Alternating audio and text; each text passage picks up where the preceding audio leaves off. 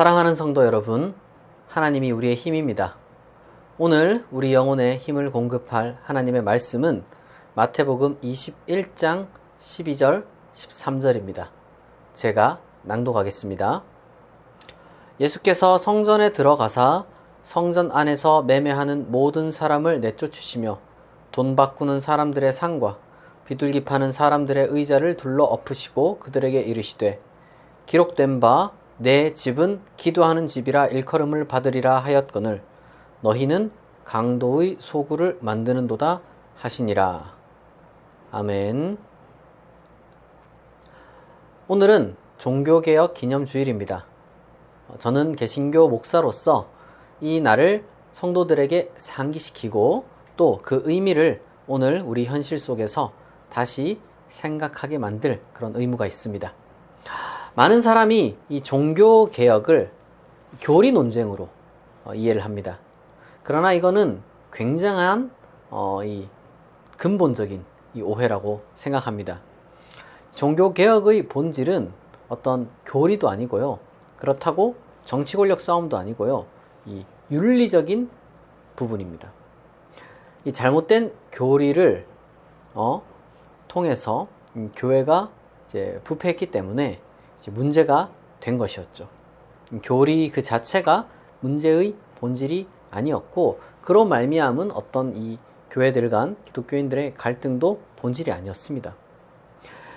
루터, 스빙글리, 깔뱅, 여러분들이 아마 이름은 한 번씩 들어보셨을 이 종교개혁자들도 결국 지적한 것은 예수님이 말씀하신 것처럼 하나님의 집이 강도의 소굴이 된 것, 이것을 지적한 거였습니다. 오늘 이 시간은 이 종교개혁의 역사에 대해서 간략하게 짚어보고 한국교회는 어떤 점에서 개혁될 필요가 있는지를 함께 묵상해보고자 합니다. 통상 역사가들은 종교개혁이 1517년 10월 31일 독일 비텐베르크 그 지역에서 루터를 통해 시작되었다고 이야기를 합니다. 마르틴 루터는 당시 이 면죄부 내지는 면벌부를 이렇게 이제 남용하는 것들을 지켜보고 그것에 대해서 비판하는 95개조 논제를 작성해서 주교들과 그리고 이제 동료 학자들 그리고 학문 공동체 배포해서 이제 토론을 하자라고 이렇게 제안을 했습니다. 이제 그가 이 작성한 이 논제는 그 당시 때 인쇄술이 막 이제 발전하던 그런 때였거든요. 그래서 덕분에 독일 전역으로 빠르게 퍼져나갈 수 있었습니다. 이 95개 논제 그리고 이제 마르틴 루터가 지적하고자 했던 것은 많은 사람들이 오해하는 것처럼 로마 가톨릭을 완전히 한번 전복시켜 보겠다 라거나 무슨 교황권을 완전히 그냥 없애버리겠다 이런 게 아니었어요. 그게 아니라 이 죄사함의 문제를 금전 거래로 만든 이 면죄부 관행에 대한 어떤 그 신학적이면서도 윤리적인 비판이었던 거죠. 루터는 이 문제를 통해서 이 교회가 또한 말씀보다 이 전통이라고 부르기 좀 우습죠, 사실은. 그리고 이 권력을 우위에 두고 있다는 사실을 이제 드러냈습니다. 그리고 스위스에서도 비슷한 시기 종교개혁이 일어났습니다. 1522년 3월 9일 이 사순절 기간이었습니다.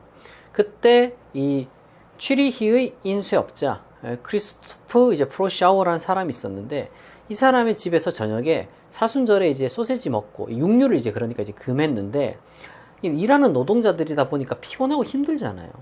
그래서 이제 이 소세지를 먹은 거죠, 저녁 식사에. 그러니까 일명 소세지 사건으로 그래서 이게 불리게 되었는데 이 사순절 기간 감히 교회가 금지한 이 육류를 섭취한 것에 대해서 그 현장에 이제 있었던 스빙글리가 이거를 옹호하면서 나섰습니다. 그러니까 스빙글리가 봤을 때는 너무 말도 안 되는 조치였던 거죠. 게다가 애당초 성경이 의무로 명한 것도 아닌데 왜 교회가 그것을 강제하느냐라고 반발하면서 이 성경의 권위 아래 이 그러한 교회 관행을 재검토해야 된다라는 그러한 개혁을 시작했던 것입니다. 이것이 바로 이제 스위스 종교개혁의 출발입니다. 그 외에도 다양한 어떤 종교개혁의 어떤 그런 운동들이 이제 뒤이어 일어났는데요. 중요한 것은 이러한 종교개혁의 그 본질적 의미가 뭐냐는 거죠. 종교개혁자들이 추구했던 이 종교개혁 운동의 본질은 교회가 성경의 권위를 존중은 하지만 그것을 어떤 교회가 막 마구잡이식으로 이제 성도들을 억압하는 방식으로 이루어질 것이 아니라 이성과 도덕에 따라서 이제 성경을 해석해야 되고, 그리고 또한 신앙의 어떤 그 실천론, 뭐 신앙 생활도 바로 그런 식으로 이루어져야 한다라고 주장했던 거예요. 그러니까 이러한 어떤 깨어있는 자각이 종교개혁자들 그리고 종교개혁 운동을 통해 유럽 전역에 확산되었던 겁니다. 그러니까 어떤 분들이 이게 종교개혁이라는 것이 마치 성경을 읽을 수 있게 되어서 그전에는 라틴어 성경밖에 없었기 때문에 교회가 이 성경 해석을 엉터리로 했기 때문에 종교개혁이 필요했다, 이렇게 이제 이야기를 하시는 분들도 있어요. 물론 그러한 부분도 어느 정도 이렇게 이제 우리가 뭐 공감할 수 있겠지만, 사실 소위 자국어 성경은 종교개혁이 일어나기 전부터 있었습니다. 그러나 이 종교개혁이 이제 가져온 운동의 진정한 변화는 어떤 성경 번역도 이제 큰 역할을 하긴 했지만, 중요한 거는 이 성경을 그냥 읽는 것이 아니라 성경을 읽고 이성적으로 도덕적으로 판단하고 해석할 수 있게 되었다는 점입니다. 그것이 보다 더 근본적인 이 변화였던 것이죠. 그리고 이러한 근본적인 변화, 그리고 이제 이러한 운동의 확산은 단순한 어떤 이론적인 주장으로 이루어진 게 아니라 사실 신앙과 양심, 그리고 인생 전체를 걸고 외쳤던 이 종교개혁자들의 용기가 있었기 때문에 가능했습니다. 종교개혁 기념일이라는 것은 바로 이러한 종교개혁자들의 자세와 그 태도를 이제 본받자, 이걸 우리가 이제 되새기는 길이에요. 날이에요.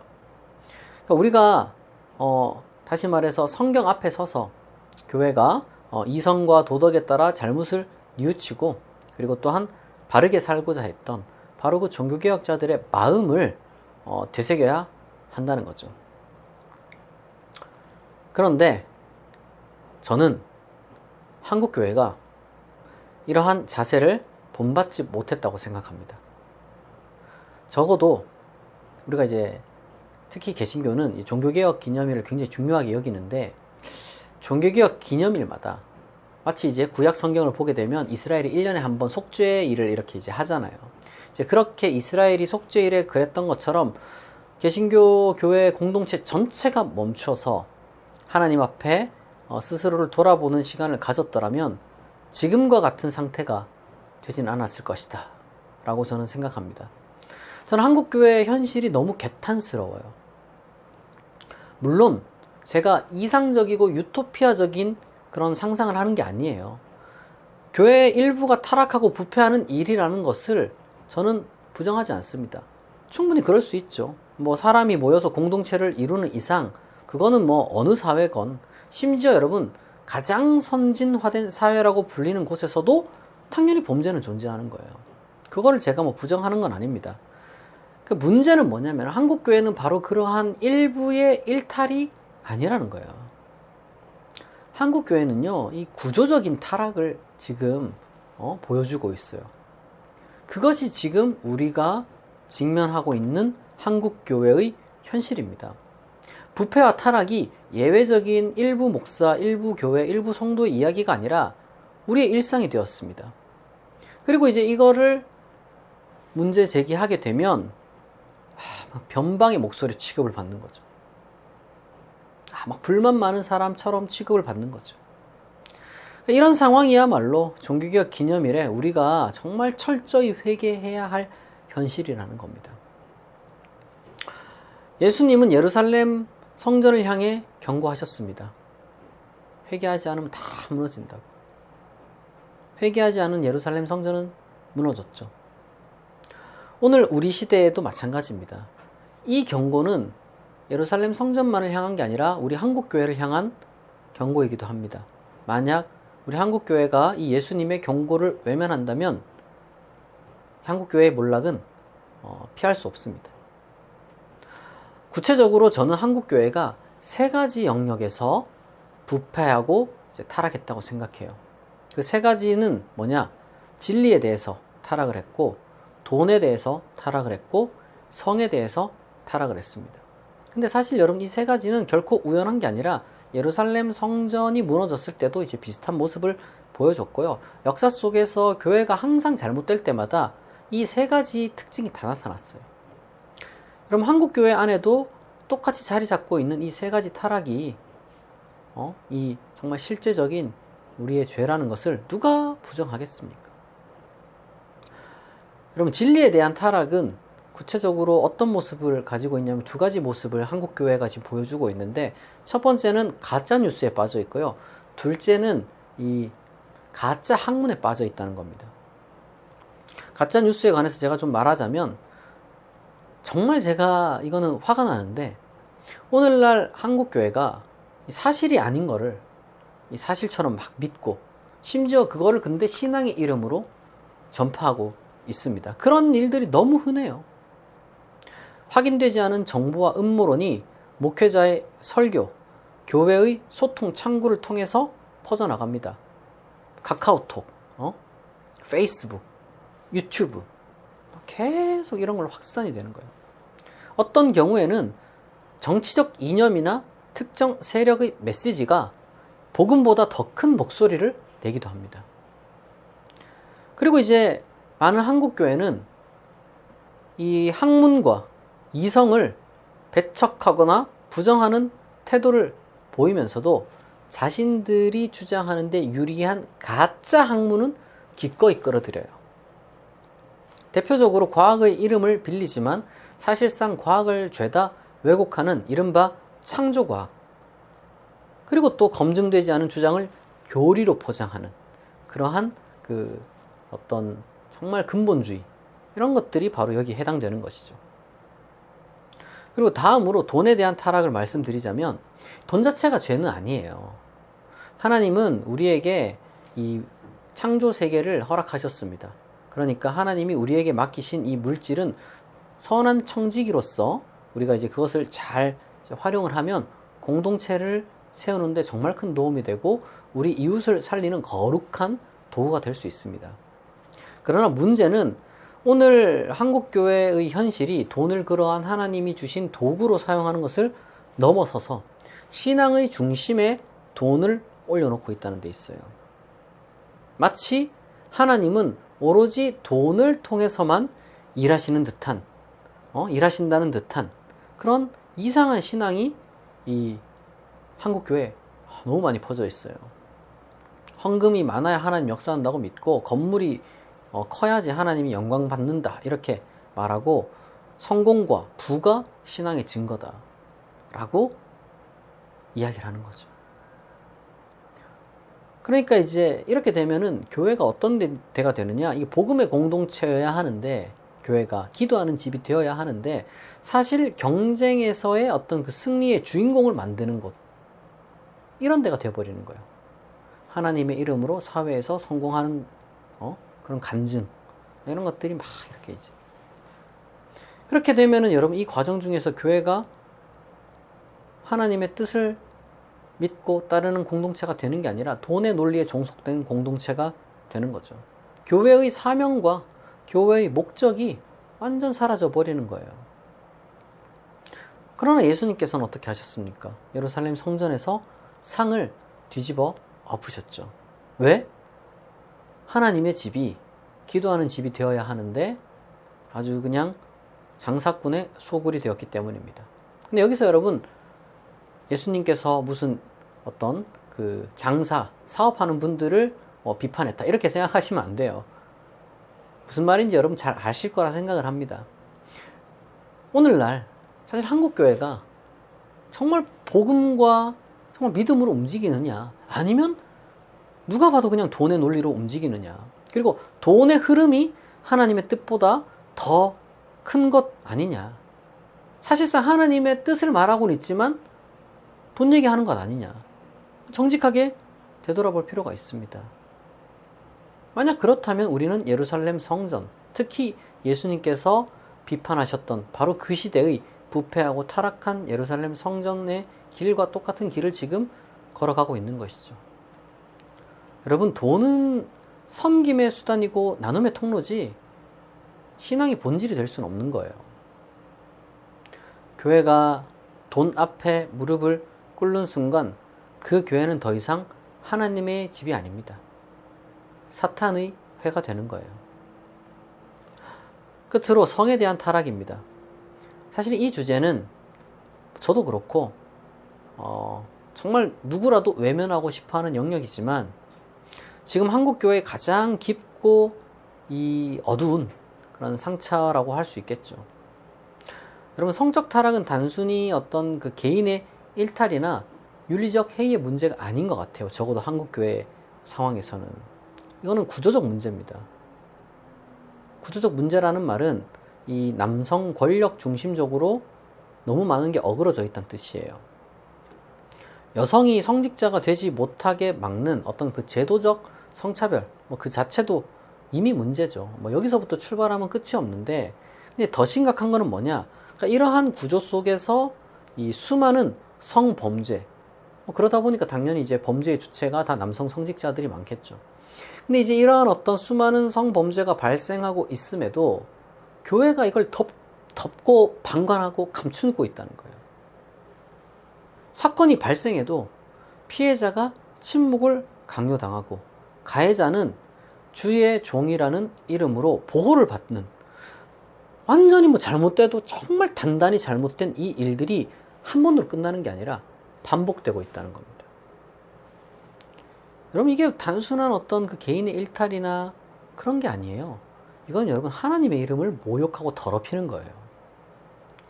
성에 대한 타락이라는 건요, 너무 많아가지고 제가 말을 다 못하겠어요. 불륜, 성매매, 그리고 성범죄라는 어떤 그 기본적인 이제 불법과 그리고 이제 어떤 그 윤리 파괴로부터 시작해서요, 잘못된 성인식과 이 성평등 문제로까지 이제 확장될 수 있습니다.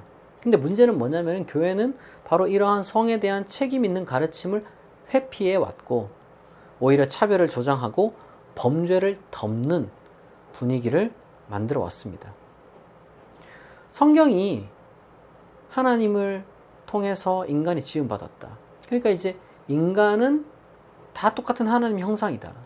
이렇게 이제 가르치고 선포하는데도 불구하고 특정 몇몇 구절을 정말 괴상하게 해석을 해서 여전히 이제 성별 위계를 유지하고, 그리고 그로 말미암아 이 교회 내의 이 차별을 정당화하고 성을, 특히 이제 남성의 어떤 그 성을 권력화하고 있죠.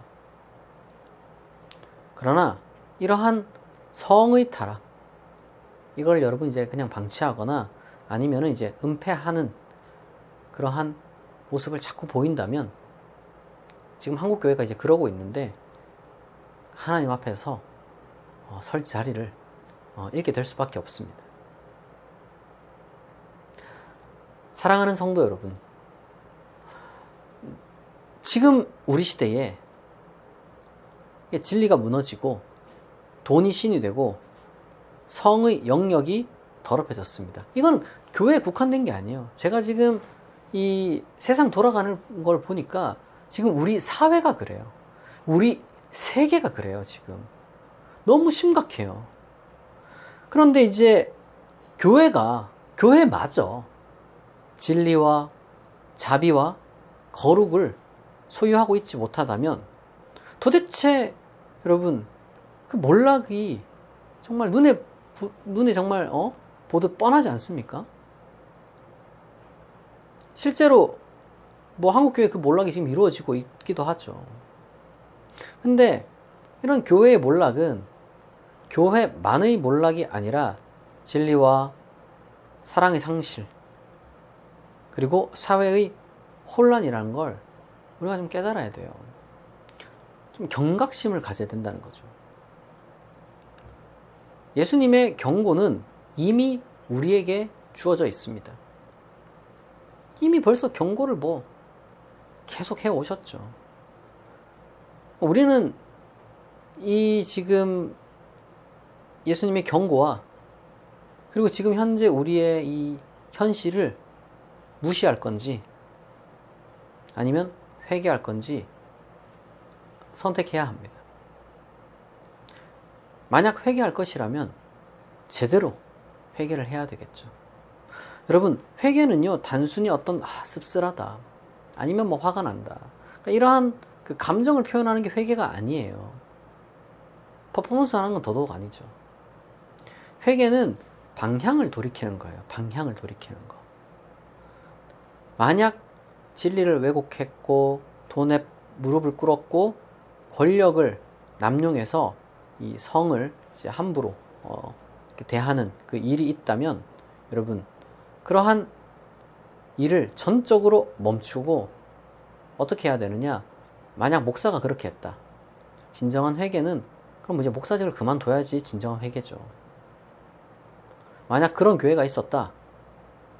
그럼 그 교회 문 닫아야지 진정한 회개입니다. 아니면 다 가짜예요. 저는 정말 회개했다 이러면서 정말 목사가 뻔뻔하게 계속 목회를 하고 교회도 막 그 무슨 회개 집회 같은 거 뭐 하잖아요. 퍼포먼스 하잖아요. 그리고 나서 또 아무 일도 없다는 예배를 이어가는 그게 정말 이해가 안 됩니다. 어떻게 그런 뻔뻔한 그런 목사와 교회가 한국 교회 그렇게 정말 드글드글한지 이해를 할 수가 없어요. 근데 이게 왜 가능한가 조금만 살펴보면 사실은 성도가 있기 때문이에요. 다시 말해 여러분, 성도들도 책임이 있습니다. 목사만 책임이 있는 것도 아니고 교회만 책임이 있는 게 아니라 성도들도 다 책임이 있어요. 목사 장로 탓이다. 아니에요. 다 똑같은 거예요. 성도들이 진짜 깨어 있어야 되는 게, 여러분, 성도들이 교회를 지키려고 하면 안 돼요. 본질을 지키려고 해야지. 제가 성도인데, 성도니까 그리스도인이니까 교회를 지키는 게 아니라 본질을 지켜야죠. 부패한 구조에 머문다거나 그걸 다 알면서도 침묵하는 거는 평화를 사랑하는 성숙한 어른의 태도가 아닙니다. 그런 식으로 포장하는 분들이 있더라고요. 그게 아니죠. 그냥 불신앙이고 비겁함이죠. 그걸 어떻게 그렇게 포장합니까? 똑같이 뻔뻔한 거죠. 교회 부패의 가장 큰 동력은요, 스스로를 평화주의자라고 부르며 침묵으로 부패를 묵인하는 성도들의 비겁함입니다. 그리스도인이라면 기도하는 공동체, 진리를 사랑하고 돈에 휘둘리지 않으며 성을 존중하고 성결을 지키는 공동체를 다시 세워야 합니다. 그게 여러분 참된 교회의 시작이고, 그게 여러분 오늘날 우리 한국 교회에 필요한 진정한 종교개혁이에요. 500년 전에 누가 무슨 말을 했는지, 어떤 한국도 아닌 그 유럽의 어떤 지역에 뭐가 있었는지 그게 그렇게 중요하진 않단 말이에요. 우리가 종교개혁을 왜 역사적으로 공부를 해야 되느냐? 그 사람들에게서 무언가 배울 게 있기 때문에 그런 거 아니겠어요? 종교개혁자들에 대해서 우리가 배울 게 뭐냐? 여러분, 종교개혁자들이요, 돈과 권력의 힘을 모르는 사람들이 아니었습니다. 그 사람들도 다 알았어요. 마르틴 루터? 이분은요, 교황에게 파문을 당하고 제국에서 추방령 받았습니다. 이거는 오늘날 그 정도 권력을 가진 데가 어딨어요. 오늘날 세계에. 교황, 그 당시 때 교황과 그런 권력이라는 거는 여러분 상상을 초월하는 힘이에요. 스빙글리도 마찬가지입니다. 전쟁터에서 복음 지키다가 전사했고, 깔뱅도 뭐 자신이 목회하던 제네바 교회에서조차 이 성도들에게 쫓겨나는 수모를 겪었습니다. 이유가 뭐냐면은 어떤 그 복음을 순수하게 지키는 것이 필요했거든요. 그 당시 땐 특히나 더 엉망진창이었기 때문에. 물론 그들이 뭐 완벽하냐라고 했을 때 당연히 여러분 모든 일에는 음과 영이 있고요, 빛과 그림자가 있습니다. 우리가 이제 그림자를 자꾸 부각시키면서 빛까지 무시할 필요는 없거든요. 그들이 여러분 보여주었던 것 중에 가장 중요한 게 뭐냐? 그들은 침묵하지 않았고 물러서지 않았다는 겁니다. 진리를 위해서 손해를 감수하고 교회를 위해 생명을 걸었습니다. 바로 그러한 그들의 용기를 통해서 하나님께서 그들을 통해 역사를 바꾸셨습니다. 우린 그거를 믿는 거죠. 그럼 하나님은 오늘은 일 안 하시느냐? 오늘도 똑같은 일을 하시죠. 어제나 오늘이나 영원 무궁토록 동일하신 하나님이시잖아요. 저는 그렇게 생각합니다. 그때나 지금이나 동일하게 어둠 속에서도 진리를 붙드는 자들이 있고 돈의 유혹을 거부하며 비록 가난하지만 정직하게 섬기는 목회자들이 있으며, 그리고 또한 이 피해자 편에 서서 그러한 목회자들과 함께 하나님의 교회를 이루어 가고자, 그리고 궁극적으로 이 사회의 빛과 소금이 되고자 애쓰는 성도들이 있다는 것을 저는 믿어요. 확신합니다. 엘리야 때도 그랬고, 예수님 때도 그랬고, 종교개혁 시대에도 그랬고, 오늘날에도 전 그렇다고 확신합니다. 소수지만 그분들이 희망이죠. 한 사람의 회개가 여러분 교회를 바꾸고 한 교회의 변화가 이 땅을 바꿀 수 있습니다. 그리스도인은 여러분 그 정도의 역사의식을 가진 사람들이어야죠. 게다가 하나님께서는 우리에게 이 일을 혼자 감당하라고 요구하시는 분도 아니에요. 내가 세상 끝날까지 너희와 항상 함께 있으리라. 이 약속을 하신 주님이, 하나님이 우리와 함께 하십니다. 당장 사실은 이렇게 이야기를 하면은 좀 외로울 수도 있고 어려울 수도 있겠죠. 근데 여러분 그게 좁은 길이에요. 오늘날 좁은 길은 지금 이 한국교회의 어떤 이 부패와 타락을 정직하게 인정하고 여기에 이제 동조하지 않고 진리와 사랑과 거룩을 향해 나아가는, 그게 여러분 진정한 진리의 좁은 길입니다. 그러나 좁은 길, 하나님께서 동행하시는 길이고요. 우리 믿음의 선배들이, 믿음의 선진들이 걸어갔던 그 길입니다. 따라서 하나님은 그 길에서 우리와 함께 하십니다. 넓은 길에는 하나님이 없어요. 어떻게 넓은 길에 하나님이 있다고 말합니까? 그런 사람들이 있어요. 넓은 길을 가면서 하나님이 우리와 함께 한다 라고 말하는 사람들이 있습니다. 근데 그 사람들 곁에는 하나님 계시지도 않고 그 사람들 마음에도 하나님이 없어요. 그 사람들 마음에는 거짓말과 선동과 돈, 욕망이 가득하죠. 하나님은 좁은 길을 가는 우리를 붙드시고 우리를 통해 교회를 다시 세우실 겁니다.